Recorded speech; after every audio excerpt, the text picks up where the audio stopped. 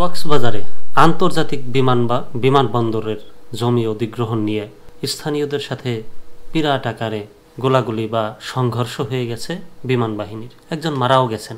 তো বিমান বাহিনীর পক্ষ থেকে জানানো হয়েছে তারা তাদের ব্যবস্থা নিয়েছে। স্থানীয়রা তো কান্নাকাটি করছে, তাদের একজন ছেলে যুবক মারা গেছেন, নাহিদ নামের একজন ছেলে। তো বেশ কয়েকদিন ধরে এই ঝামেলা চলে আসছিল। তো ঝামেলার সূত্রপাত জমি অধিগ্রহণ নিয়ে। বেশ সবাই জমি ছেড়ে দিলেও বেশ পশ্চিম পাশের বিমানবন্দরের পশ্চিম পাশের কিছু জমি বা কিছু বাড়ি ঘরের ভিটেমাটি ছেড়ে, বাপদাদার ভিটেমাটি ছেড়ে যাবেন না এমন দাবিতে বা প্রতিবাদ জানায়। সেই জায়গা থেকে আর কি 4-5 জন বা বেশ কয়েকজন ঢাকার উদ্দেশ্যে বা কোনো এক কাজে বের হয়েছিলেন, সেখান থেকে একজন ছেলেকে চেকপোস্টে থেকে আটক করে বিমান বাহিনী। সেই জায়গা থেকে একটা ছেলের লাশ পাওয়া যায় বা গুলিবিদ্ধ অবস্থায় পায়। প্রথমে গোলাগুলি হয় বা সংঘর্ষ হয়, তারপরে একটা ছেলের গুলিবিদ্ধ অবস্থায় লাশ পাওয়া যায়। আমরা বিস্তারিত পড়ব প্রথম আলোর খবর। কক্সবাজারে বিমান বাহিনীর নির্মাণাধীন ঘাঁটিতে হামলা, গুলি, তরুণের মৃত্যু।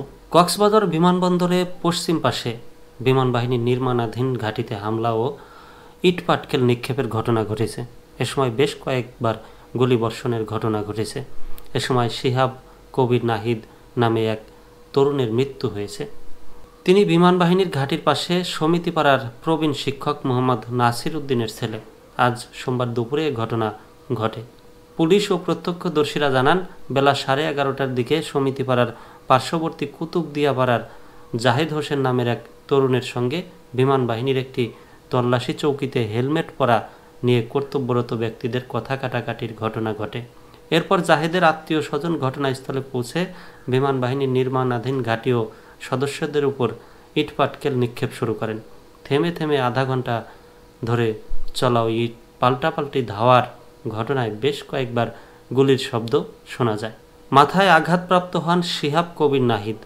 স্থানীয় লোকজন শিহাবকে উদ্ধার করে কক্সবাজার সদর হাসপাতালের জরুরি বিভাগে নিয়ে গেলে কর্তব্যরত চিকিৎসক তাকে মৃত ঘোষণা করেন। পরিবারের দাবি, শিহাব গুলিবিদ্ধ হয়ে মারা গেছেন। শিহাবের মৃত্যুর খবর ছড়িয়ে পড়লে স্থানীয় লোকজন লাঠি সোঁটা নিয়ে বিমান বাহিনীর ঘাঁটির দিকে আসতে থাকেন। দুপুর 12টার দিকে কক্সবাজার 3 সদর রামু ঈদগাঁও আসনের সাবেক সংসদ সদস্য ও বিএনপির কেন্দ্রীয় মৎস্যজীবী বিষয়ক সম্পাদক লুৎফর রহমান ঘটনাস্থলে পৌঁছে লোকজনকে সরিয়ে দেন। এলাকায় থমথমে পরিস্থিতি বিরাজ করছে। ঘটনাস্থলে অতিরিক্ত পুলিশ মোতায়েন করা হয়েছে। বেলা 1:30টার দিকে ঘটনাস্থল থেকে কক্সবাজার সদর মডেল থানার ভারপ্রাপ্ত কর্মকর্তা মোহাম্মদ ইলিয়াস খান প্রথম আলোকে বলেন, পরিস্থিতি এখন স্বাভাবিক। ঘটনাস্থলে 50 থেকে 60 জন পুলিশ সদস্য রয়েছেন।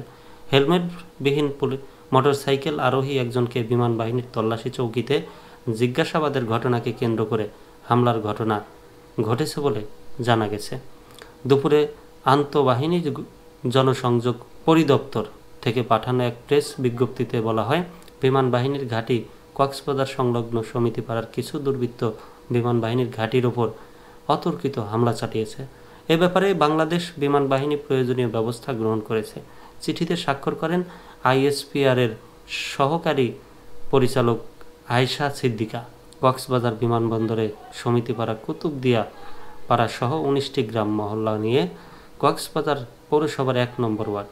70,000 বাসিন্দার 90%ই জলবায়ু উদ্বাস্তু। 1991 সালের 29 এপ্রিলের প্রলয়ঙ্কর ঘূর্ণিঝড় ও জলোচ্ছ্বাসে ঘরবাড়ি হারিয়ে কুতুবদিয়া, পেকুয়া, মহেশখালী সহ বিভিন্ন এলাকা থেকে লোকজন এসে 1 নম্বর ওয়ার্ডের খাস জমিতে মাথা গজার ঠাঁই করে নেন। কয়েক বছর ধরে কিছু এলাকায় বিমান ঘাঁটি নির্মাণ করা হচ্ছে। এসব জায়গা থেকে উচ্ছেদ হওয়া লোকজনের জন্য 3 কিলোমিটার দূরে খুরুশকুলে 137টি 5তলা ভবনের বিশেষ আশ্রয়ন প্রকল্প গড়ে তোলা হচ্ছে। এই বছর আগে 20টি ভবনে 600 পরিবারের ঠাঁই হয়েছে। এখন আরও 85টি ভবন প্রস্তুত করা হয়েছে। গত 7 জানুয়ারি সকালে 1 নম্বর ওয়ার্ডের কয়েক হাজার নারী পুরুষ শহরের প্রধান সড়ক অবরোধ করে উচ্ছেদ বন্ধের দাবি জানান। আসলে কি বলবো, এক এক পত্রিকায় এক এক ধরনের খবর পাচ্ছি। এক জায়গায় পেলাম যে তল্লাশি মাধ্যমে চেকপোস্টে, বিমান বাহিনীর চেকপোস্ট থেকে একজনকে ধরে নেওয়া হয়, আর এই প্রথম আলোর খবরে দেখছি যে তারা হেলমেটবিহীন মোটরসাইকেল চালানোর ঘটনাকে কেন্দ্র করে এই ঘটনার সূত্রপাত হয়। তো এই ছিল আর কি বিস্তারিত।